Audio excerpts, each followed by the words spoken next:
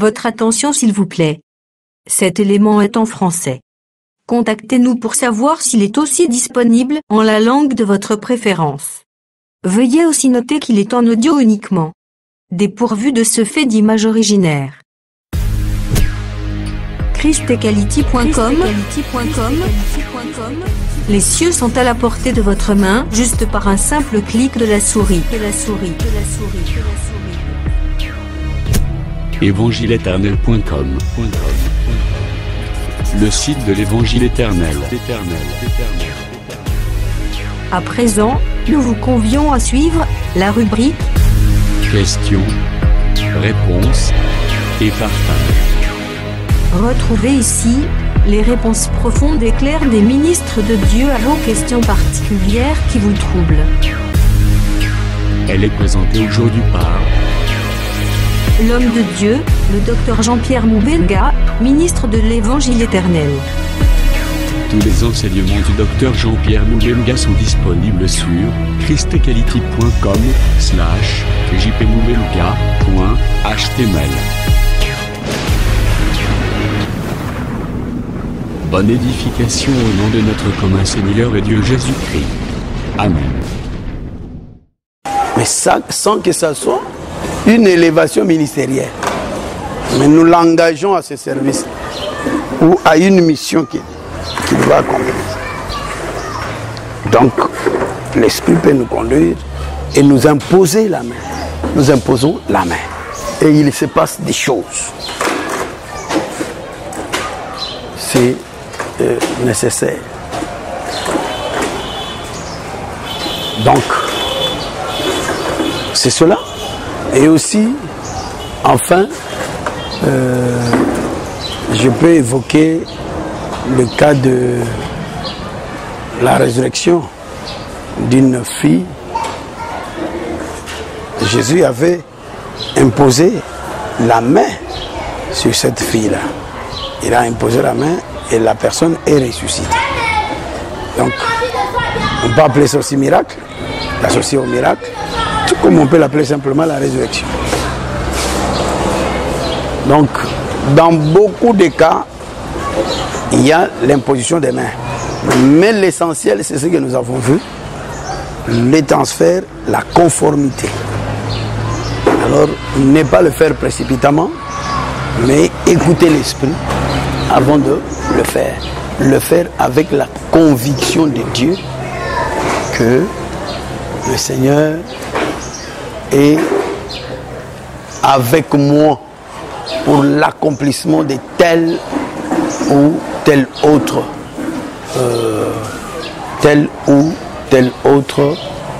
chose. Donc, c'est un peu dans ce sens-là que nous pouvons saisir. Donc, il y a différents cas. J'ai cité presque tous les cas.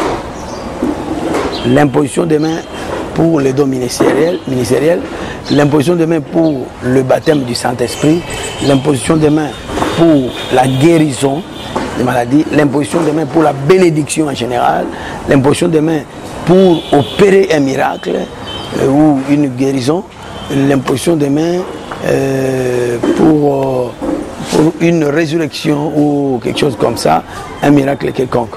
Donc l'imposition des mains également pour engager quelqu'un à une mission quelconque du Seigneur qu'il doit accomplir sous l'impulsion du Saint-Esprit. Tout ça, ce sont des impositions des mains. Et à retenir plus, c'est que les supérieurs, celui qui impose la main, généralement, doit avoir une supériorité. Supérieur, ce n'est pas seulement une supériorité d'âge, mais c'est une supériorité des dons. Parce que lorsque quelqu'un, tu peux être là, tu es bien placé, mais tu n'as pas le don de guérison. Celui qui est plus jeune, il a le don de guérison. Si je lui dis de prier sur moi, il a une supériorité. Cette supériorité, c'est quoi? C'est que l'Écriture dit que l'humilité vous fasse regarder les autres comme étant au-dessus de vous. C'est par rapport au don. c'est par rapport aux grâces de Dieu. Donc, si je n'ai pas la guérison et que toi tu es la guérison, c'est que tu me dépasses par rapport à la guérison. Par rapport à la guérison. Donc, c'est pour donc dire que le Seigneur a créé cette diversité pour cela. Donc, je crois que nous avons fini avec l'imposition des mains et à moins qu'il y ait des questions, et on va suspendre. Peut-être faire ne fût-ce qu'une lecture sur le point qui suit, le 5e point, qui est la résurrection des morts. Est-ce qu'il y a une question sur l'imposition des mains des apôtres? C'est l'imposition des mains des apôtres, s'il vous plaît. Simon, le magicien, a dit, priez pour moi pour que quiconque j'imposerai les mains, qu'il reçoive le Saint-Esprit. Donc, il a voulu en faire, n'est-ce pas, un jeu magique, tout ça. Mais en réalité, c'est le gouvernement du Saint-Esprit. C'est sous l'impulsion de l'Esprit que ces choses peuvent se faire. Voilà. Je crois qu'il n'y a aucune question par rapport à l'imposition des mains des apôtres. 5e point, nous pouvons le lire.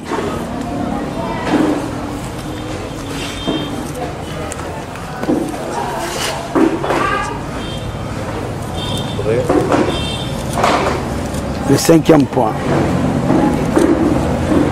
Chapitre 6, 2, verset 2. De la foi en Dieu, de la doctrine du baptême, de l'imposition de main, de la résurrection des morts et du jugement éternel. La résurrection des morts, le 5e point, c'est la résurrection des morts. C'est un point assez vaste que nous allons aborder. Les 2 points qui restent et sont assez vastes. On va les aborder. C'est important parce que ça va toucher beaucoup d'aspects aussi de l'évangile. Mais la problématique que nous avons par rapport à la résurrection des morts, c'est que il faut retenir d'abord que l'Église, c'est Christ ressuscité. Ça, c'est une déclaration que j'ai faite. Et puis, il faut savoir que Paul avait chassé les gens, il avait renvoyé les gens, il les a livrés à Satan parce que ces gens avaient prêché que la résurrection a déjà eu lieu. Et si la résurrection n'a pas eu lieu, comment nous vivons? Nous vivons quelle puissance? Parce que nous avons vu dans Jean chapitre 11, Jean chapitre 11, Lazare est mort et il a fait 4 jours. Jésus arrive, il ordonne, Lazare, sort. C'était pas au nom de Guégué comme les autres le disent. Il a dit seulement, Lazare, sort. Et Lazare est sorti. Il était ressuscité ou pas? Il était ressuscité. Ça c'est Jean chapitre 11. Nous prenons également Matthieu 27, verset quelque chose. Matthieu 27.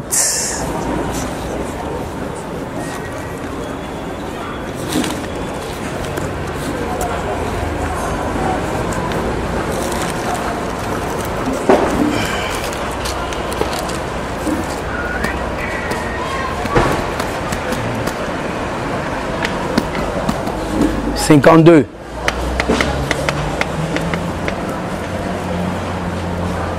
Le sépulcre s'ouvrit et plusieurs corps des saints qui étaient morts ressuscitèrent. Voilà. Plusieurs corps. Plusieurs corps de sang qui étaient morts ressuscitèrent. Vous y êtes. Ces gens, ils sont ressuscités ou pas? Ils sont ressuscités. Et si nous amenons ça dans la révélation et la prophétie de l'Église, vous trouverez que Lazare sort est déjà fait. Et Lazare est déjà ressuscité. Il est déjà ressuscité.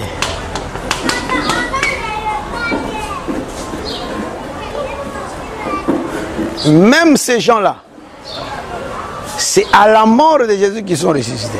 Jésus est déjà mort ou pas? Il était déjà mort, donc ils étaient déjà ressuscités. Et ils sont restés dans la tombe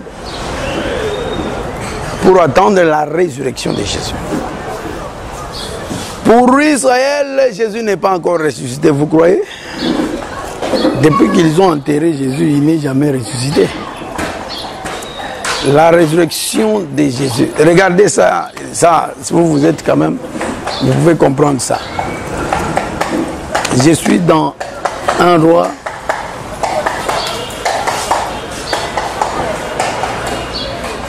Chapitre 18.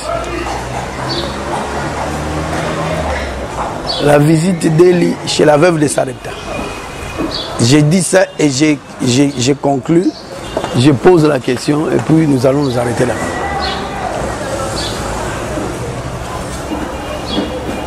Élie, il ferme la pluie.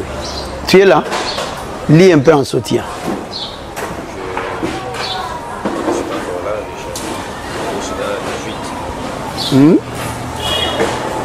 Tu es à quel verset? Je suis à 1 Roi 18. Mais déjà, ce moment, le verset, c'est la veuve de Sarepta. Avant d'aller à la veuve de Sarepta, Élie ferme la pluie. Il ferme la pluie. Jusque-là, il n'était pas encore chez la veuve. Il n'a pas fermé la pluie chez la veuve. Il a fermé la pluie. Il a fermé le ciel. 17. C'est 17-41. 18-41. Ouais. Lisez.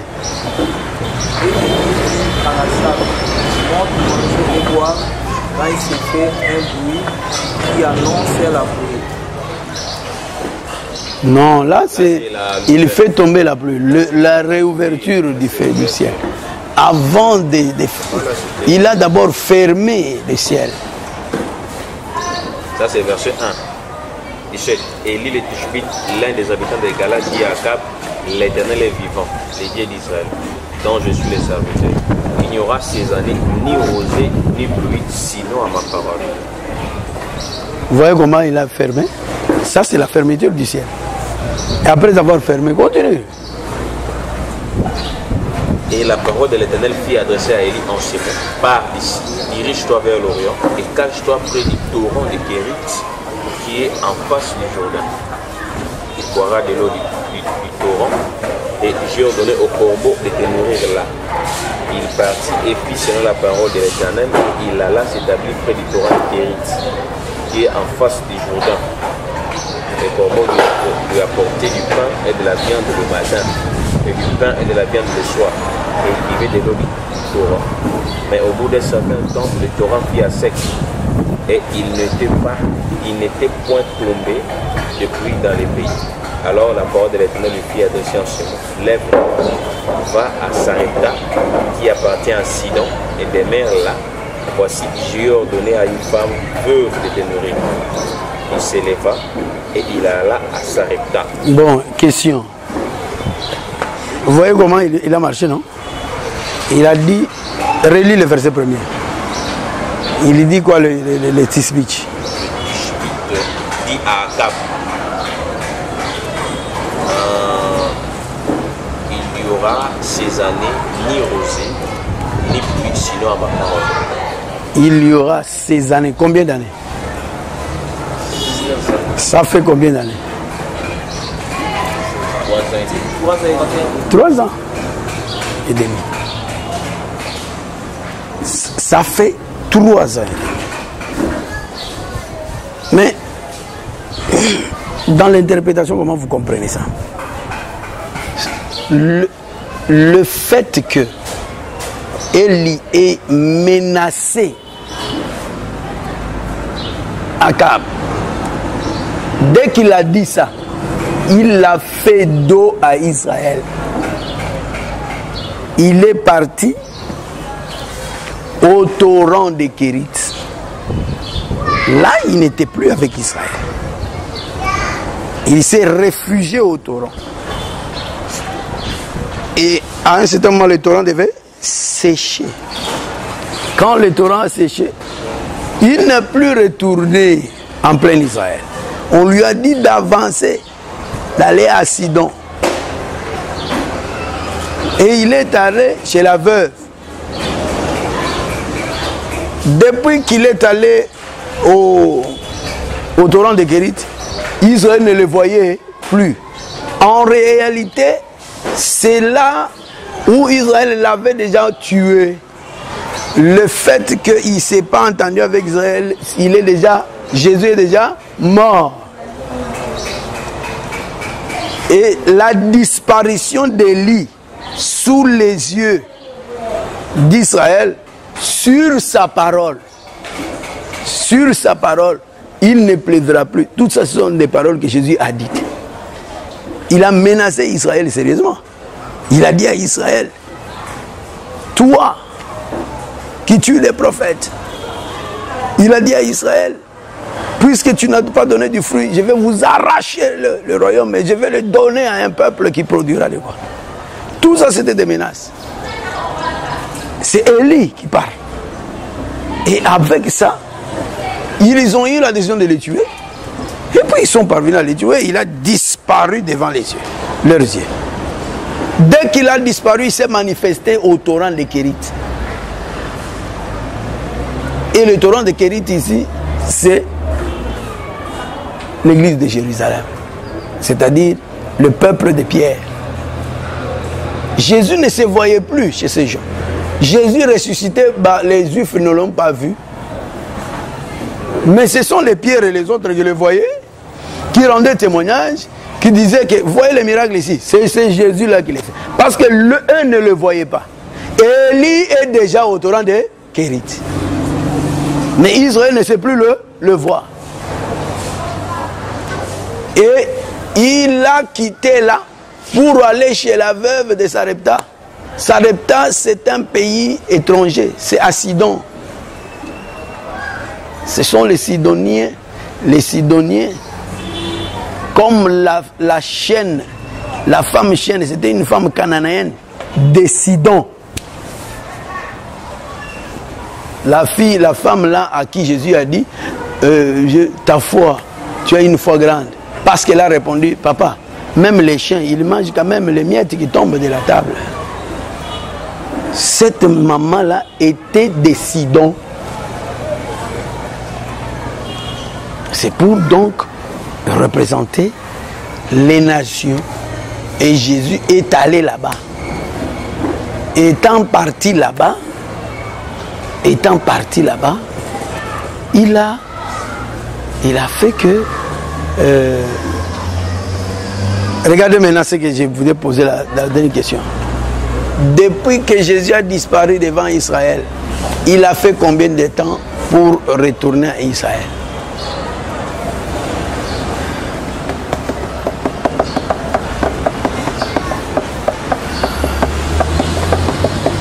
Jusqu'à ce que Jésus revienne en Israël. Il fait combien de temps? Ce temps, c'est incalculable facilement. 3 ans et demi. C'est tout le temps là qu'il a disparu, qu'il est allé au torrent, et puis chez la veuve. Après ces 3 ans et demi, il est retourné. Même si ça fait 50 ans, un siècle, c'est toujours 3 ans. C'est 3 ans. C'est ce qui fait aussi les 3 jours que ces gens sont restés dans la tombe. C'est le temps où l'église est en train d'être nourrie. Que ce soit l'église de Jérusalem ou l'église des Sidoniens, c'est-à-dire nous, la veuve de Sarepta, des nations. C'est ce temps-là. Le temps où nous sommes comme ça, Israël ne sait plus voir Jésus. Voilà ce qu'il y a. Mais nous disons, ces temps-là, nous les comparons par rapport à la révélation aux gens qui sont ressuscités dans la tombe et qui attendent la résurrection de Jésus. Donc pour Israël, Jésus est toujours dans la tombe. Or, Pierre dit, là dans la tombe, il est en train d'enseigner les nations. Et c'est nous, les nations, qu'il est en train d'enseigner. Mais Israël sait qu'il est où? Dans la tombe. Et il fait 3 ans, ces 3 ans-là, ce sont 3 jours également. C'est lui-même Jésus qui a interprété comme ça. Quand il a fait 3 ans, il a dit à Serena, j'ai travaillé aujourd'hui, demain, le 3e jour, j'aurai terminé. Il parlait de 3 ans où il a fait le travail, étant dans la chair. Donc, c'est pour dire que pour Israël, ils les attendent. Jusqu'au jour de Zacharie chapitre 12, verset 10, où ils le reconnaîtront, ils prendront amèrement sur lui, ils comprendront que celui-là que nous avons, il est ressuscité. C'est le jour où Jésus ressuscite pour eux. Après 3 jours. Donc, allez étudier un peu la problématique de la résurrection, parce que l'Église vit dans la tombe, mais étant ressuscitée. Mais pourquoi Paul a chassé ceux qui ont prêché que la résurrection a déjà eu lieu? Et nous allons voir tout cela. Et puis, le Seigneur va nous aider. Nous disons merci au Seigneur. Au nom de Jésus-Christ, nous prions. Merci d'avoir suivi ce message et que Jésus-Christ vous bénisse. Si vous avez une question à l'intention de l'homme de Dieu, si vous voulez que l'homme de Dieu prie pour vous, si vous voulez vous confier à l'homme de Dieu, ou si vous voulez tout simplement bénir l'homme de Dieu, contactez-le directement si ses coordonnées sont disponibles depuis sa page. Sinon, contactez-nous et nous lui transmettrons vos préoccupations. N'oubliez pas de faire un tour à notre page évangélisation pour voir en quoi vous pouvez vous rendre utile à Christ par cette œuvre. Que Dieu vous bénisse tous. Amen. ChristQuality.com.